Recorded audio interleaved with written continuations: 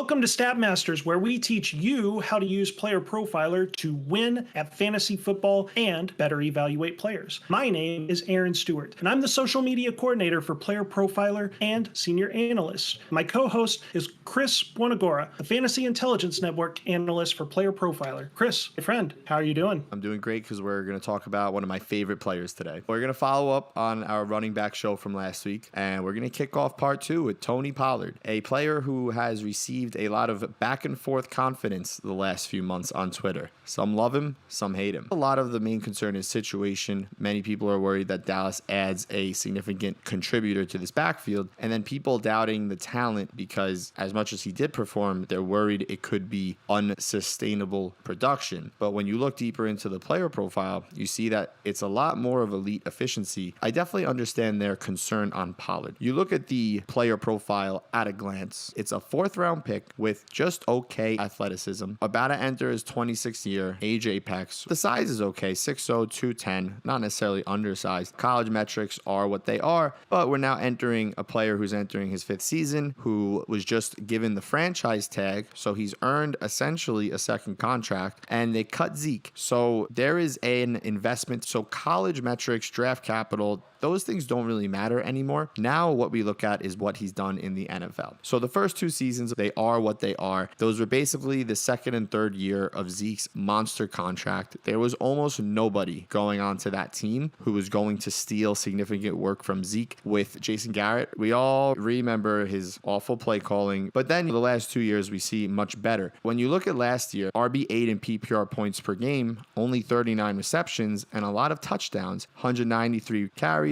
1,000 yards. You look at the overall production, he didn't really see the ball nearly as much as you would have wanted him to, but every time Pollard touched it, it was magic. Number 8 in fantasy points per game, with an expectation of number 22. Now, for the haters, I can understand something happened that doesn't normally happen. And to be number 6 overall in touchdowns, that is definitely a red flag for a guy who only saw 193 carries and 55 targets. But then you keep looking. Advanced receiving. He still earned a good target share. His yards per reception are amazing. Yards per route run are amazing. And he's not dropping it. You look at the efficiency, it's very good. A true yards per carry is 13. Yards per touch is 5. Yards created per touch is number 8. His dominator rating is number 14, despite playing alongside Zeke. And it's really the breakaway run rate of number 4 that I love. The juke rate could have been higher, but you watch Pollard play last year, he didn't need to juke guys. He was just running past them. And if you go back a year, you do see in 2021, I believe, that he did have a much higher juke rate. The efficiency in 2020 was also off the charts. Same with his receiving, where he was number 1 in yards per route run on even less work. And he was number 30 in PPR points per game. So we see a player that for 2 years, as Zeke starts to wane, every time he touches the ball, it's amazing. It's fantastic. It's exactly what you want to see out of this archetype player. And barring a freak injury that happened in the playoffs, he stayed healthy. The player I would look to have confidence in Pollard would be an Austin Eckler, because this is a similar career arc. Austin Eckler, also a small school guy, much better athleticism. And for being in a small school, you look at his college stats, not that they really matter, but they are just absurd. He is an outlier among outliers every way through because he was undrafted. He is smaller than Pollard. You look at him though, he got in it much sooner than Pollard. It took Pollard till his 3rd year to be around number 30 in PPR points. Eckler did it in the 2nd, but he was going up against an aging Melvin Gordon. The Chargers at the time didn't have a fraction of the commitment to Gordon that Jerry Jones and the Cowboys had into Zeke. And then starting that 3rd year, just a freak ever since. Let's just look at the 2018 and 2019 metrics. If you recall, in his 3rd year, Pollard, not a lot of work. Eckler in his 2nd year, not a lot of work. Number 5 in yards per route run, number 3 in yards per reception. And then you look at efficiency, not a lot of juke rate. Number 1 in breakaway run rate. Number 4 in yards per touch. He wasn't necessarily creating yards per touch yet, but that year he wasn't getting a lot. I can understand that for Eckler. He was still breaking away runs and breaking away receptions at an absurdly high rate. And then you look at 2019, which is his break onto the scene year. The snap share, the opportunity share is still not necessarily high. Very similar to Pollard's last year. Not a ton of carries, a lot more targets. Also had Phillip Rivers, the check down king of fantasy football. You see the elite advanced receiving. You see the same dominant advanced rushing stats, the yards per touch. He's just not a yards created guy at this point in his career, but he's still breaking away runs at a top rate. He's dominating touches, has a positive EPA, which is hard for running back. The ways in which Austin Eckler was explosive in his early career are similar to Pollard. Pollard is bigger. Pollard has more of a rationale as to why you don't see quite as much of the production early on. There's no reason to be worried about the skill, and there's only one available player that makes Pollard's workload be put into question, and that's Bijan Robinson, who probably won't fall to 26 where Dallas drafts. Any other running back they draft, I don't care who it is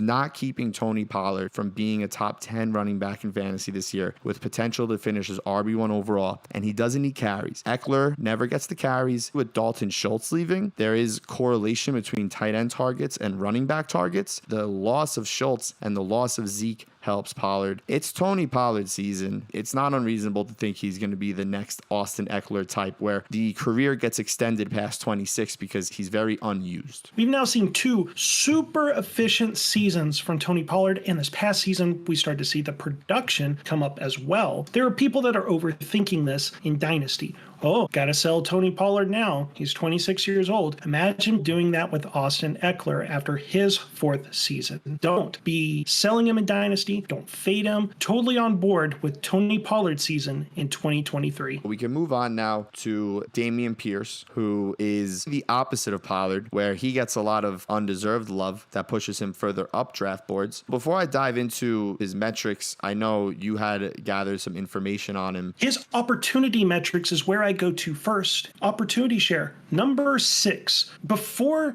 the Texans did a single move this offseason, you already knew that with Dameon Pierce, he's going to see less volume. When we look at the specific opportunity metrics, number 13 in carries, number 30 in targets, which those 39 targets that made him RB30 resulted in 165 receiving yards, which was outside the top 40.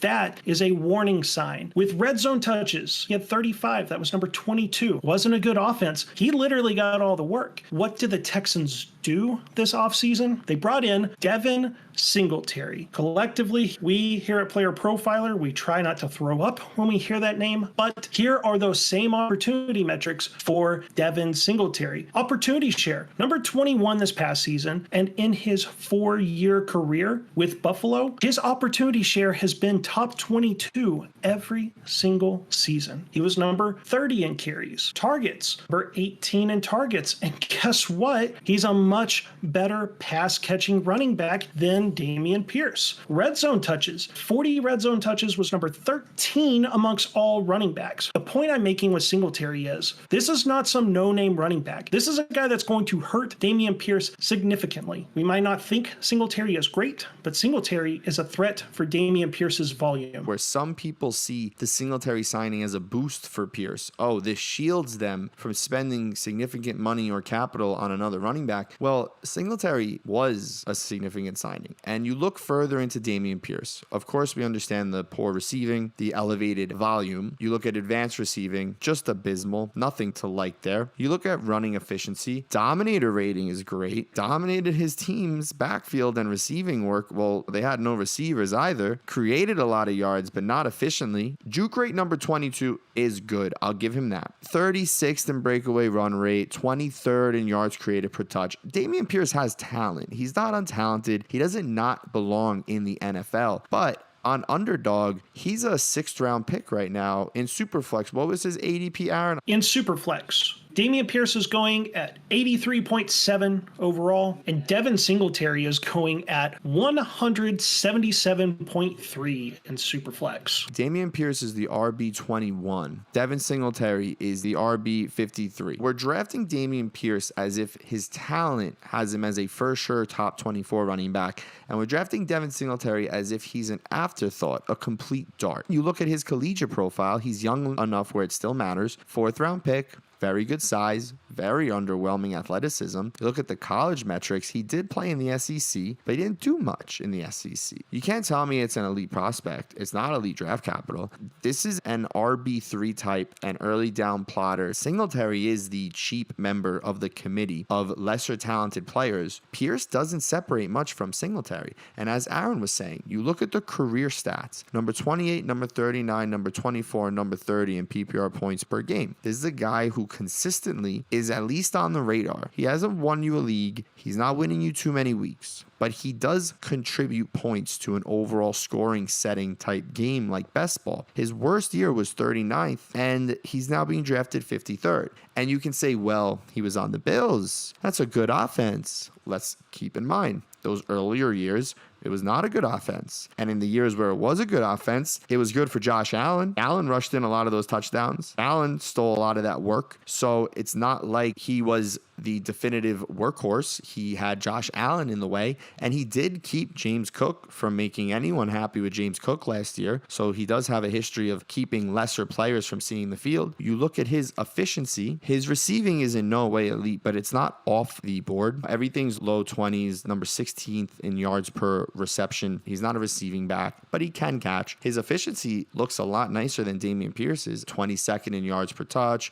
23rd in juke rate, 11th in breakaway run rate, 31st in yards created per touch. Devin Singletary matters. He's definitely the better pick right now. And at the inflated cost Dameon Pierce has, it's one of few players who I'm okay with drafting nearly 0% of the time unless he drastically falls. But I'm not saying go out of your way to draft Devin Singletary. You don't draft Devin Singletary 20% of the time. You don't reach 2 rounds on him. If he's there and you happen to need another running back and he's at ADP or a good cost, then you take him knowing you're getting a guy who's going to help you fill in some of your flex weeks. He's a guy who helps your team advance to the tournament rounds, but it's very unlikely Devin Singletary wins you the tournament. The chance of Devin Singletary having a 2-touchdown week in week 16 and going for 120 yards are incredibly slim, but the chance that he shows up in your flex 5 or 6 times throughout the season are very good. You can make the same argument for Dameon Pierce. He maybe fills out your RB2 or flex a handful of times, probably doesn't win you week 17, but one is firmly entrenched in the top 80 and the other is free. I'm going to take the free guy every time. Let's go to the Chicago Bears, where we've got Khalil Herbert now competing with Dante Foreman. Chris, what can you tell me about Khalil Herbert? I really want to like Khalil Herbert, but the more I look into it, the more I'm disappointed. His cost is not abysmal. His cost still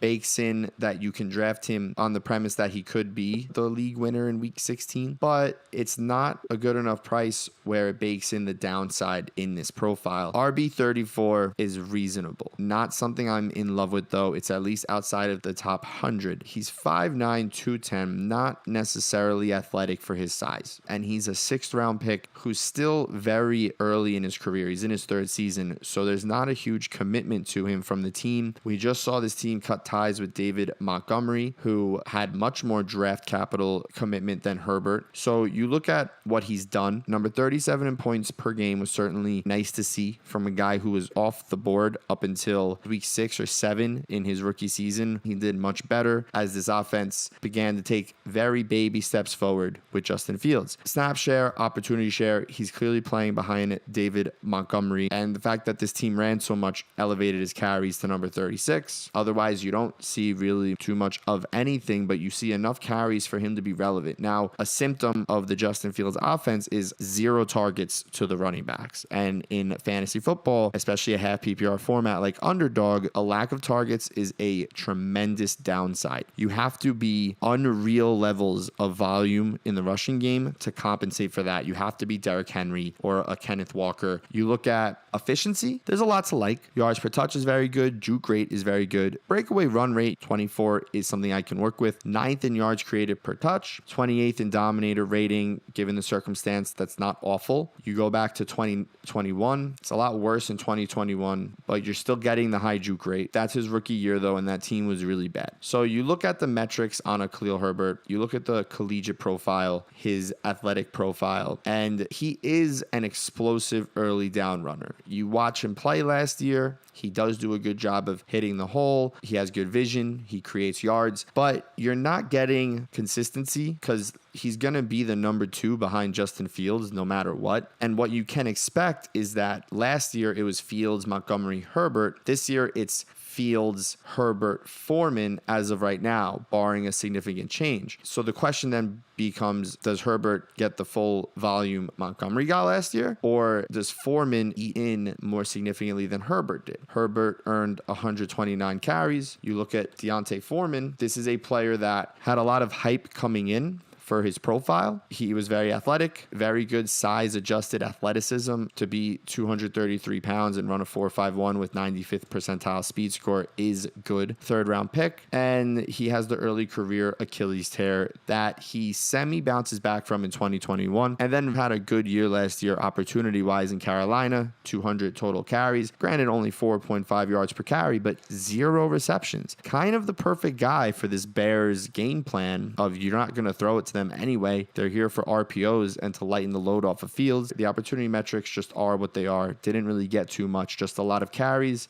Did a good job rushing with it. You go down to his efficiency, really nothing to love. A good breakaway run rate, but also 9 breakaway runs on 200 carries. That tells you that Foreman was the benefactor of a couple of missed tackles. It's not going to be repeatable year in, year out. There's some explosion to this guy, but he's not a significant competitor to Herbert in any way that would be more than what we saw out of Herbert last year. I think despite earning 200 carries last year. So then you look at David Montgomery just to kind of see what our baseline expectation for Herbert could be. And now we're getting into a projection-based approach, which I almost never do, but I think in this case, it has some application. Montgomery in 16 games earns 200 rushes with 34 receptions, and Herbert only had 12 receptions. So very low passing volume. You can expect him to get more carries. Let's say he does hit 200 carries and he does hit another 5+ yards per carry. We're looking at 1,000 yards, maybe. Let's say he catches 20 balls for 100 yards and somehow falls in the end zone 8 total times. You're still only looking at more or less 160 to 180 fantasy points, barring anything insane. And that's good. It's not something that's off the board whatsoever. And that's also good for RB34 at ADP 120. So it's not awful, but I don't love it. I don't necessarily see a league winner here.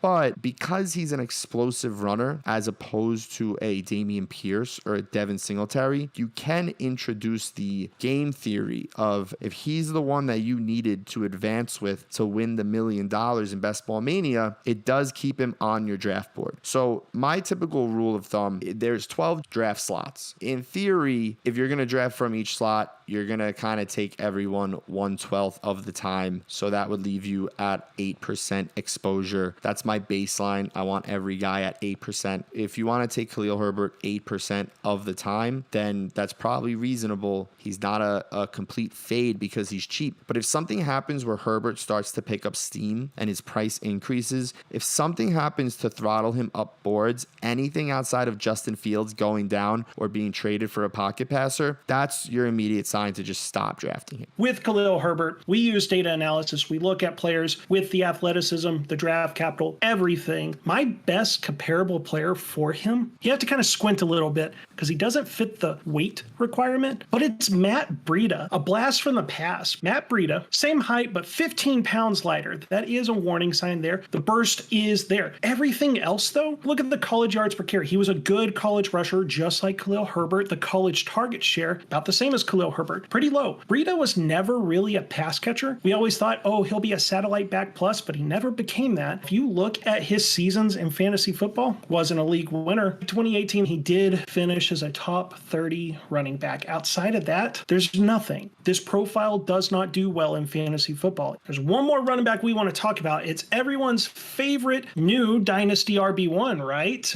Chris, what can you tell me about Bijan Robinson? This is going to be a very unpopular take, and I'm going to premise it with Bijan Robinson is the clear 101 in rookie drafts. He's the obvious best player in this draft class, and it's not unreasonable to already pencil him in as one of the best running backs in football out the gate. All of that is fair. I was looking, and I can't quite call him Saquon Barkley, which he has been compared to. I think this does matter for best ball this year. There's the tier of absolute freaks, the guys that break fantasy in every way. You have Eckler and CMC, who are kind of in their own tier because they do it as satellite freaks. But then you have your size, speed, specimen, all-purpose workhorse backs, Saquon Barkley, Jonathan Taylor, Breece Hall, and what people are saying is Bijan Robinson. I don't think it's unreasonable in best ball to want him after those players. What you saw in the big board and what you still see in Superflex drafts and what's going to happen as the season creeps along is Bijan does go top 3 running backs. He does go in the first round. I've seen him go as high as the RB2. I've seen him go in the top 5 picks of non-Superflex. I think when you look at his profile, there are some things that are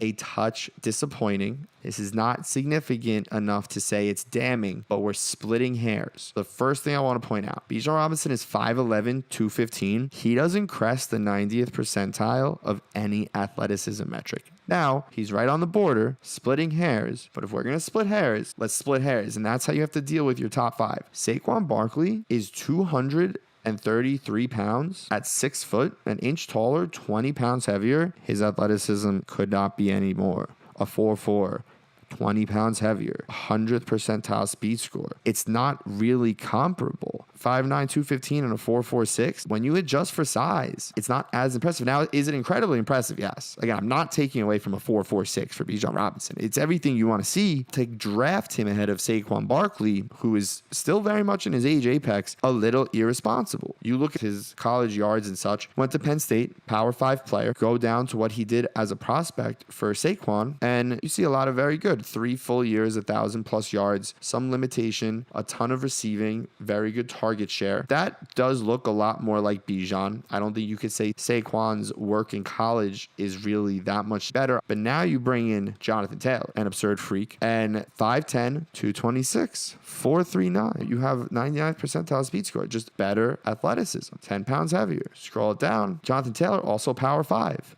Just the most absurd production you've ever seen. As we said with Herbert, you do want receiving, but Taylor did receive, and this type of production with that type of athleticism, it's not crazy to say, well, I don't even need receiving. This could be Derrick Henry, where he just does enough that receiving doesn't matter. When you compare to Taylor, when you compare to Saquon, there are hair-splitting, disappointing things in Bijan's profile. I'm not saying drop him in your rankings. What I'm saying is what's going to happen as this offseason goes on. Saquon just came out today, didn't sign the franchise tag. Eckler wants an extension. CMC, what happens when Trey Lance is named the starter, at least temporarily, and Brock Purdy is more injured or his rehab is going slower than we thought? Someone will come out and say Trey Lance eats into CMC's work with Elijah Mitchell on the other end. It's a touch squeeze. Jonathan Taylor, nobody likes the Colts. At some point this offseason, there will be a perfect apex of all these narratives. Bijan will be said by somebody he's the RB1 already in redraft. That's where I draw the line. I think RB5 is the highest you can have him when you split hairs. CMC and Eckler stay 1 and 2. Saquon Barkley has to be 3. And I know you don't like the Colts. I don't like the Colts. It's a rough offense, but even if it's a bad quarterback, Jonathan Taylor will produce his fantasy points, and then it's Bijan at 5. I'm not taking him over those 4 guys, and if someone wanted to put him behind Chubb and Pollard at 8, I wouldn't hate it, but now we're going too far. The profile is still that of an elite all-purpose workhorse back who's going to melt the NFL for years to come. In no way is this an indictment of Bijan Robinson, but if we are going to compare to the best of the best just off the profile, then I have to be concerned about the athleticism not reaching the 90th percentile in any metric, and I have to be concerned that that occurred at a lighter weight for a production profile that is not Jonathan Taylor's. He's RB5.